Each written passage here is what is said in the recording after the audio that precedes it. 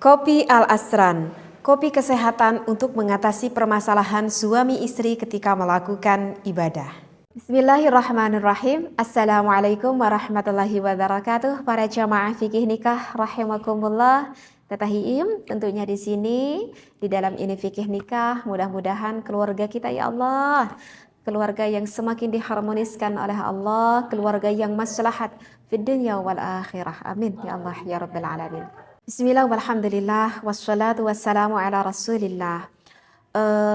Para jamaah fikih nikah rahimakumullah, mohon maaf sekali ya di dalam pembahasan kali ini kalau misalkan agak cukup tabu misalkan untuk didengar, tetapi mohon untuk berpikir bijaksana ya, berpikir positif, karena yang ingin disampaikan oleh teteh ini adalah suatu hukumnya, karena kan hukum itu yang wajib kita ketahui, karena kan takutnya nanti kita itu ketika melakukan ibadah atau ketika kita melakukan hal apapun itu kan kita harus mengetahui hukumnya.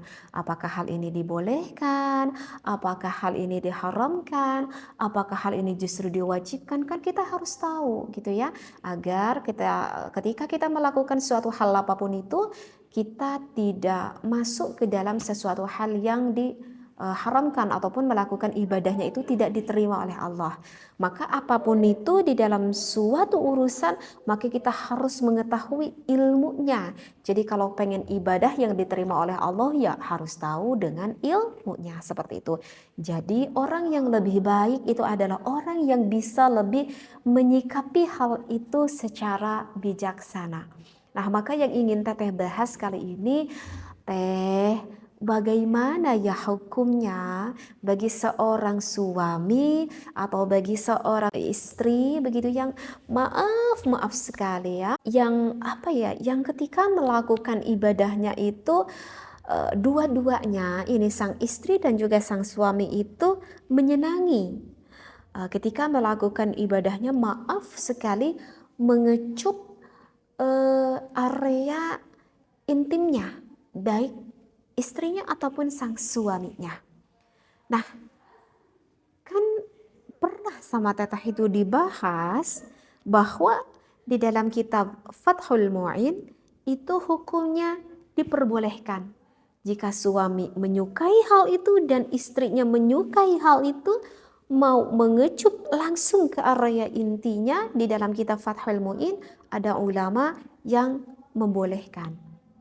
Nah, sehingga ada lagi nih timbul pertanyaan, aduh teh kalau dipikir-pikir ya, itu kan teh di dalam ketika wanita dan juga seorang laki-laki itu terangsang, itu kan akan mengeluarkan cairan, itu kan akan mengeluarkan lubrikasi. Yang kalau di dalam kitab fikih itu dengan bahasa cairan itu yang dikatakan dengan air madhi. Sedangkan kalau menurut mazhabnya Imam Asy-Syafi'i, bukankah air madhi itu najis? Iya kan teh? Nanti kalau misalkan kena ke lidah kita, nanti lidah kitanya najis. Aduh gimana kalau misalkan nanti tertelan gitu ya masuk. Aduh nanti dong masuk dong najisnya ke mulut kita. Itu bagaimana? Katanya boleh, tapi kan dalam satu sisi itu hukumnya najis. Nah, insya Allah ya, ada referensi yang bisa kita dapat di dalam kitab Tuhfatul Habib, ada Syarhul Khatib pada juz ke-1 pada sahifah 106, dan juga masih di dalam kitab Tuhfatul Habib pada juz 1 pada sahifah ke berapa ini ya, ke 307. Jadi ada lanjutannya, meskipun masih di dalam kitab yang sama. Jadi sekali ini yang ingin teteh bahas, apakah air madhi jika tertelan sama lidah kita itu hukumnya masih tetap najis atau bagaimana, seperti itu ya. Wa madhi di sini ada didahului dengan kata wa madhi. Ini ada ilih aja ya, karena agak panjang pembahasannya, langsung ke intinya aja. Wa mithluhu fi dhalikal wadiyu na'am yu'fa anhu liman ubtuliya bihi binisbati lil jima'i. Ini pada halaman 106-nya.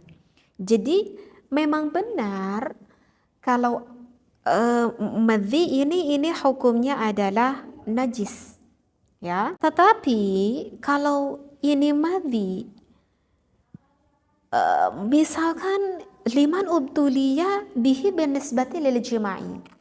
Tetapi kalau ini air madi terkena terhadap maaf misalkan lidah seorang suami ataupun seorang istri binisbati lil jima'i, karena bermaksud bertujuan ingin melakukan ibadah, maka di sini dibahasakan dengan yu'fa anhu, najisnya itu diampuni. Apa? Jawabannya najisnya itu diampuni. Jadi masih tetap kok najis. Iya, masih tetap kok najis. Tetapi najisnya itu yufa'anhu. Tetapi najisnya itu diampuni. Ya, oke. Sedikit lagi nih. Ada di dalam sekarang pada halaman 307-nya.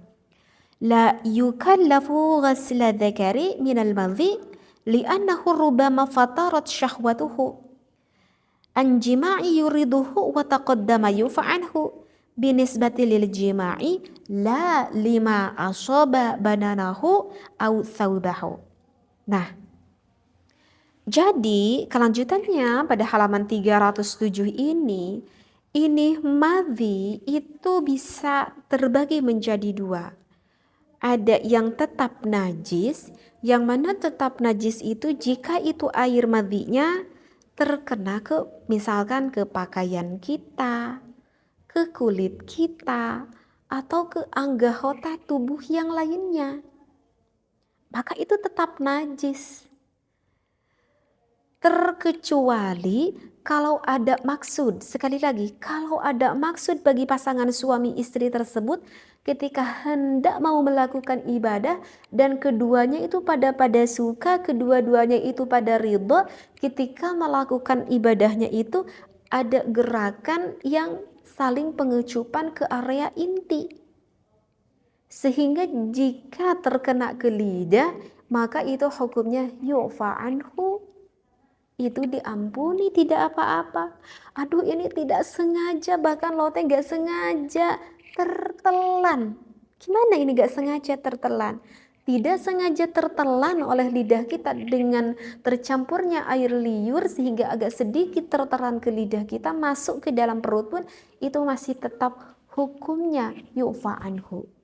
Hukumnya masih tetap diampuni. Jadi kalau begitu boleh, tak perlu ada keraguan. Itu pun kalau kamu suka, itu pun kalau kamu mau mengikuti di dalam kitab Fathul Mu'in pandangan sebagian ulama yang menghukuminya jawaz, yang menghukuminya boleh. Meskipun ada sebagian ulama yang melakukan hal itu diharamkan. Atas seorang suaminya dan juga seorang istrinya itu merasa jijik.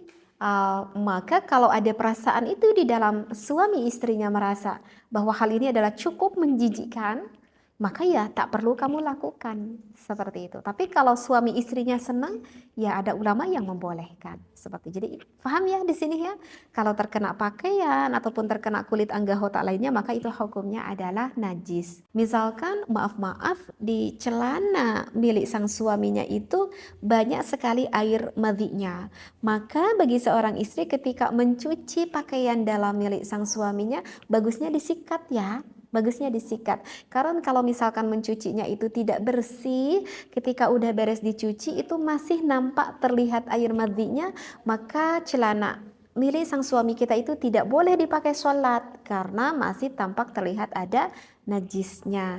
Atau misalkan sang suami lupa nih bahwa air madhinya itu terkena ke pakaian dalam sang suaminya. Ketika subuh misalkan menggunakan kembali celana dalam itu, udah nampak jelas ada air madhi di dalam celana dalamnya. Ya, sehingga sholat memakai celana itu ya nggak sah dong nanti sholatnya. Ini adalah hukum yang wajib kita diketahui bagi wabil khusus pasangan suami istri. Ini adalah ilmu fikihnya ya. Jadi mudah-mudahan apa yang saya sampaikan ini bermanfaat sekali, apalagi yang kalau mengetahui akan hukumnya. Wallahu a'lam. Wassalamualaikum warahmatullahi wabarakatuh.